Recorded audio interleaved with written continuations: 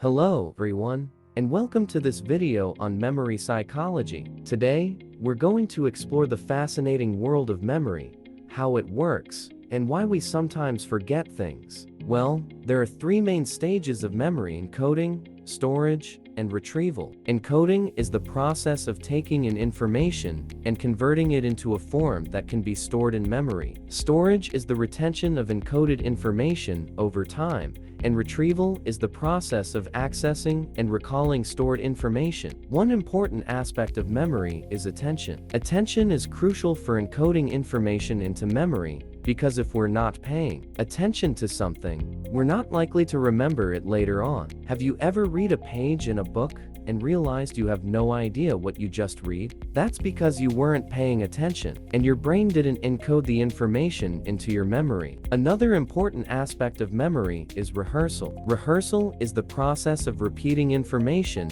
over and over to help encode it into memory. For example, if you're trying to memorize a phone number, you might repeat it to yourself several times to help remember it. But what happens when we forget something? There are several reasons why we might forget things. One common reason is interference. Interference occurs when new information interferes with the recall of old information, or when old information interferes with the recall of new information. For example, if you're trying to remember someone's name, but you keep thinking of another person with a similar name, that's interference. Another reason we might forget things is retrieval failure. Retrieval failure occurs when we're unable to access stored information. This can happen if the information wasn't encoded properly in the first place, or if there are problems with retrieval cues. Retrieval cues are stimuli that help trigger the recall of stored information. For example, if you're trying to remember where you parked your car,